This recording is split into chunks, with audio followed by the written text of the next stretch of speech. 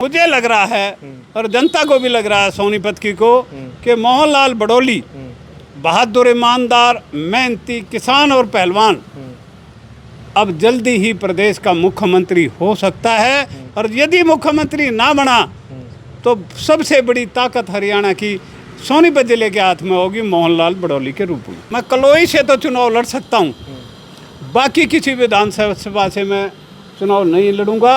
मोहनलाल बड़ौली इस सोनीपत और रोहतक के युद्ध में सोनीपत की विजय हो और मोहनलाल बड़ौली 6 की 6 विधानसभा की सीट जीत करके, पुराने रोहतक जिले में 14 सीटें हैं, इनमें से 11-12 सीट जीत करके परिवारवादी और भ्रष्टाचारी श्रीमान भूपेंद्र सिंह हुड्डा को यहीं चारों का निश्चित करेंगे और भारतीय जनता पार्टी पूर्ण बहुमत से भी बढ़ के हरियाणा में सरकार बनाएगी। नमस्कार, आप देख रहे हैं हरियाणा स्पेस। मैं अनिल खत्री। इस समय सोनीपत में हम मौजूद हैं और हमारे साथ भाजपा के बहुत पुराने और सीनियर नेता आनंद हुड्डा हमारे साथ मौजूद हैं और अभी इनको एक जिम्मेदारी भी दी गई है, राई हल्के का इनको प्रभारी बनाया गया। तो आज की राजनीतिक चर्चा कर लेते हैं। सबसे पहले बहुत बहुत स्वागत है सर। अरुण जी, जितने भी हरियाणा स्पेस के दर्शक हैं और आप सब लोगों की टीम, मैं सबसे पहले तो आपका यहाँ सोनीपत पहुँचने पर अभिनंदन करता हूँ, स्वागत करता हूँ और आपको साधुवाद देता हूँ कि एक सामान्य से कार्यकर्ता के लिए आप समय काट करके सोनीपत तक आए। हुड्डा साहब, जिस तरह से बार बार एक कहा जा रहा है कि भाई तीसरी बार बीजेपी सरकार हरियाणा में बनाएंगे और हर विधानसभा पर एक टिकटार्थियों की लंबी लंबी जो लिस्टें हैं, किस तरह से आपको लगता है कि तीसरी बार सरकार बनेगी? किस तरह के उम्मीदवार चुनाव मैदान में आएंगे? देखिए अरुण जी, भारतीय जनता पार्टी विश्व की सबसे बड़ी राजनीतिक पार्टी है। ना केवल राजनीति करती, देश सेवा करती है, समाज सेवा करती है और बढ़ते हुए रुझान के कारण हमारी पार्टी में सैकड़ों टिकटार्थी आए हैं, तैयार हुए हैं, कार्यकर्ता हैं। कुछ देश हित में सोच करके दूसरी पार्टियों के लोग भी पार्टी में प्रवेश कर रहे हैं। इससे लगता है कि भारतीय जनता पार्टी की लोकसभा में जो छोटी मोटी कमियां रही हैं, जनता नहीं चाहती कि भारतीय जनता पार्टी की वो कमियां दोहराई जाएं। पूर्ण बहुमत की सरकार हरियाणा में बनेगी, ये रुझान बताते हैं। ये हम जब गांव में जाते हैं प्रभारी के नाते, या मेरे जब मैं जिला सुशासन केंद्र व राज्य सरकार की प्रमुख की जिम्मेवारी है, जिस तरह से लोगों के साथ छोटी मोटी सरकारी अधिकारी कर्मचारियों के कारण से कुछ कमियां रही थी, वो सारी की सारी दुरुस्त होने लग रही हैं। जनता का पूर्ण समर्थन और विश्वास, जिस तरह से आज हरियाणा के योद्धा, हरियाणा के नेता, हरियाणा के मुख्यमंत्री श्री नायब सिंह सैनी जी ने किसान के लिए कम बारिश होने के कारण जो फसलों का नुकसान हुआ है, उसको भी 2000 रुपये प्रति एकड़ मुआवजे की घोषणा की है। जिस तरह से नायब सिंह सैनी ने विश्व के अंदर पहली बार हिंदुस्तान में पहला राज्य बना दिया जिसमें सारी फसलों पर MSP दी गई है। पंजाब के लोग हरियाणा में किस तरह की परेशानियां लाते थे, किस तरह की बात करते थे और यहाँ आकर के आंदोलन के नाम पर नशा उतार के चले गए, अराजकता का माहौल उन्होंने दिया। परंतु अब आम आदमी पार्टी की सरकार पंजाब में है, कई प्रदेशों में कांग्रेस की भी सरकार है, परंतु नायब सैनी का अनुसरण करके दिखाएं और सभी फसलों पर इसी तरह से MSP दे करके दिखाएं, तब हम जानें कि भारतीय जनता पार्टी के मुकाबले किसान की बात कोई दूसरी पार्टी सोचती है, विचार करती है, या राष्ट्र के प्रति किसान का जो समर्पण है उसका उत्तरदायित्व तो बदला तारने का निभाती है। मेरी ये खुली चेतावनी है और चैलेंज है। हुड्डा साहब, आपने जो नायब सैनी ने जो कैबिनेट में फैसले लिए हैं, जो किसानों के हितैषी बता रहे हैं, आप हरियाणा की जनता के हितैषी बता रहे हैं, लेकिन एक बड़ी बात है, पिछली बार 10 की 10 लोकसभा सीटें भारतीय जनता पार्टी ने जीती, उसके बाद 75 पार का नारा आप लोगों ने दिया और हरियाणा में 40 सीटें पर आपकी पार्टी रह गई। इस बार 5 सीट जीत पाई हैं, 10 में से आप तो वहीं हो गई है और उसके बाद भी आप कह रहे हैं कि तीसरी बार सरकार बनाएंगे। देखिए अरुण जी, जो आपको हालात स्पष्ट नज़र आ रहे हैं कि भारतीय जनता पार्टी केवल सच्चाई की राजनीति करती है। कांग्रेस द्वारा एक भ्रम फैलाया गया कि ये संविधान को तोड़ेंगे, इसलिए इनको 400 सीट चाहिए, और उसका ये उदाहरण देने लगे कि 400 सीट किस लिए चाहिए, कि ये संविधान को बदलेंगे, आरक्षण को ख़त्म करेंगे। इस तरह की दुष्प्रचार के कारण भारतीय जनता पार्टी का देशभक्त वोटर भी कुछ समय के लिए भ्रमित हुआ। अब उन सब में पछतावा है और वो मान रहे हैं कि इस परिवारवाद से, कांग्रेस के परिवारवाद से, जातिवाद से, क्षेत्रवाद से, भ्रष्टाचार से बचना है तो केवल मात्र देश को और प्रदेश को आगे ले जाने वाली, हर समाज के हित की बात करने वाली केवल बची है भारतीय जनता पार्टी, और वो पश्चाताप भी मानते हैं और दोबारा से गुमराह नहीं होंगे।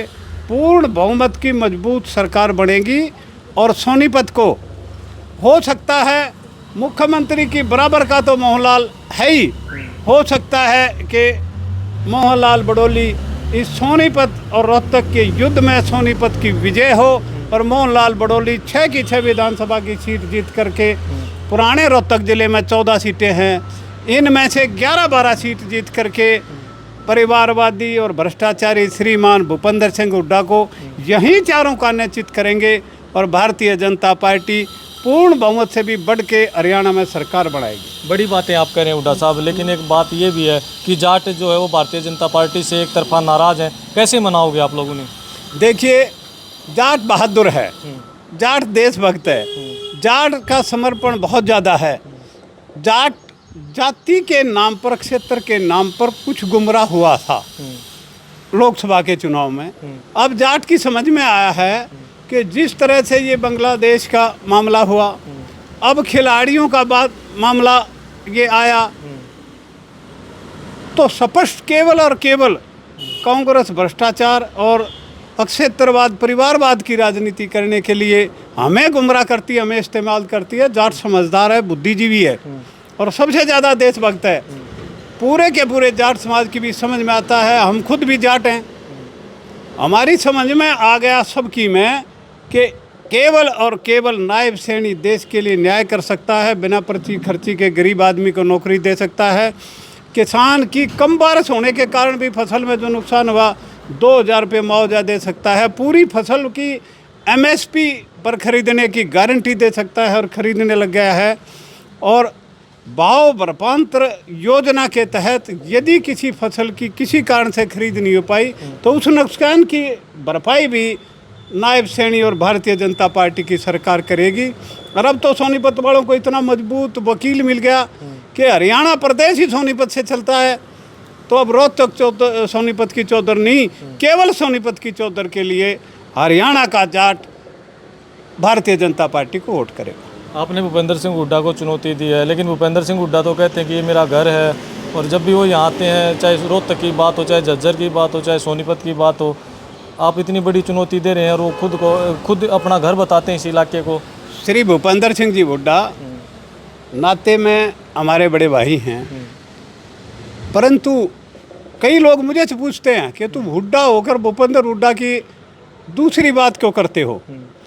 मैं कहना चाहता हूं उन भाइयों को कि चौधरी भूपेंद्र सिंह हुड्डा ईसाइयों और मुसलमानों की विचार के एक परिवार की पार्टी को नतमस्तक रहता है, जातिवाद और क्षेत्रवाद की भावना से ग्रस्त रहता है। हम राष्ट्रवाद को नहीं छोड़ सकते, हम किसान प्रेम को नहीं छोड़ सकते, देश प्रेम को नहीं छोड़ सकते, वो परिवार प्रेम को नहीं छोड़ सकता, भ्रष्टाचार प्रेम को नहीं छोड़ सकता, जाति प्रेम को नहीं छोड़ सकता। हम केवल देश के लिए काम करते हैं। हमारा भाई भ्रमित है, हो सकता है कुछ दिनों में उसमें शुद्ध बुद्धि आए और वो भी देशभक्ति में जय जय श्री राम के नारे लगाता नजर आए, भगवान उनको शुद्ध बुद्धि दे।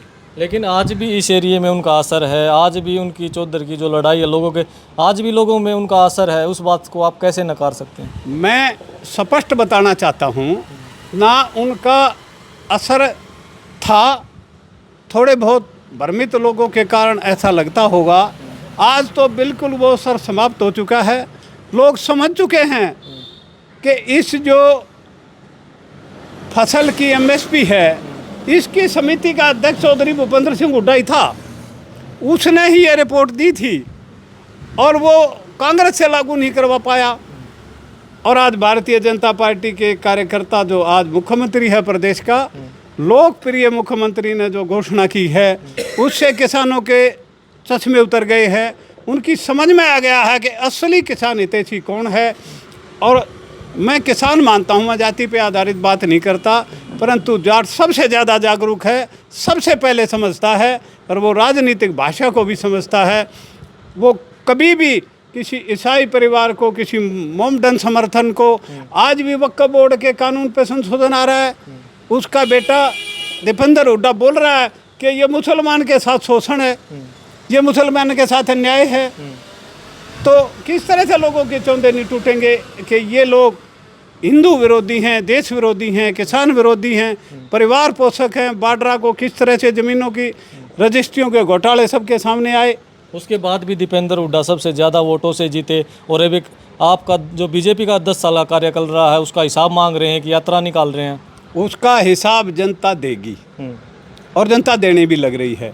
मैं कहता हूं कि एक बार चुनाव में कुछ लोगों को वो झूठ बोल करके गुमराह कर पाए, मैं इस बात को डिनाई नहीं करता, परंतु धीरे धीरे वो चश्मा लोगों का उतर रहा है और सबके समझ में आने लग रहा है कि ये किस तरह के लोग हैं, ये किस तरह से ज़मीनें बिल्डरों को हाथों में देना चाहते हैं, किस तरह से ये बाड्रा के हाथ में तस्तरी में हरियाणा का धरोहर और किसान की भूमि को बेच रख करके गिफ्ट में दे के आना चाहते हैं, और किस तरह से लूटने की इंतज़ार कर रहे हैं, और किस तरह से भारतीय जनता पार्टी किसान के हित में हर जनहित फैसला लेती जा रही है।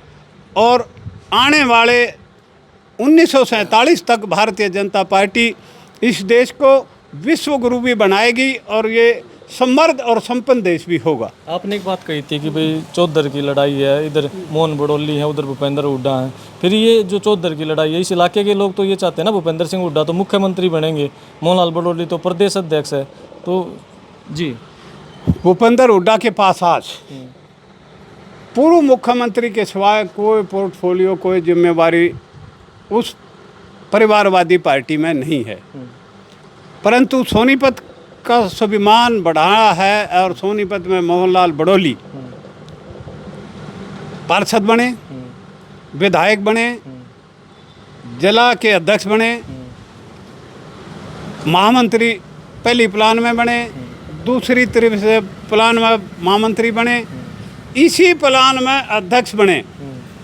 मेरा कहना यह है कि मुझे लग रहा है और जनता को भी लग रहा है सोनीपत की को कि मोहनलाल बड़ोली बहादुर, ईमानदार, मेहनती किसान और पहलवान अब जल्दी ही प्रदेश का मुख्यमंत्री हो सकता है। और यदि मुख्यमंत्री ना बना तो सबसे बड़ी ताकत हरियाणा की सोनीपत जिले के हाथ में होगी मोहनलाल बड़ोली के रूप में। लेकिन आपकी एक बड़ी जिम्मेदारी ये भी है, आप जिस हल्के के जो प्रभारी बनाए गए हैं उस हल्के से उन्हें विधायक बनाना दोबारा से, ये भी एक बड़ी चुनौती है क्योंकि वहाँ लोग काफ़ी नाराज़ दिखाई दे रहे हैं। आज ही मुझे राई हल्के का प्रभारी बनाया गया है और मैं पिछले चुनाव में भी राई हल्के में मैंने काम किया है, क्योंकि मोहनलाल भी देश प्रेम की भावना से ओतप्रोत है और हम भी उसका अनुसरण करते हैं। मैं उसके हल्के के हर गांव को जानता हूं, बहुत सारे वर्करों से मेरा बढ़िया परिचय है। पूरी मेहनत करेंगे और हल्के के लोगों का जैसा रुझान होगा आपसे दोबारा भी मिलेंगे। मुझे लगता है कि राई हल्के की जनता बहुत जागरूक है, बड़ी समझदार है। कम से कम 40,000 की लीड से यदि मोहनलाल जीत के आते हैं तो मुख्यमंत्री क्या मोहनलाल इस सोनीपत को जो ला करके इसके बदले में देंगे और 6 की 6 सीट की मोहनलाल की झोली में डाल करके कमल खिलाएंगे तो सोनीपत ज़िले का मान और सम्मान पूरे हरियाणा में और हरियाणा का मान देश में और देश का मान विश्व में बढ़ना स्वयं बढ़ेगा, स्वाभाविक तौर से बढ़ेगा। लोगों में ये भी चर्चा कि आप चुनाव लड़ेंगे, क्या आपकी भी कोई इच्छा चुनाव लड़ने की? मैं चुनाव बिल्कुल नहीं लड़ूं, चाहे पार्टी मुझे कितना भी मजबूर करे। तो मैं कलोई से तो चुनाव लड़ सकता हूं, बाकी किसी विधानसभा से मैं चुनाव नहीं लड़ूंगा।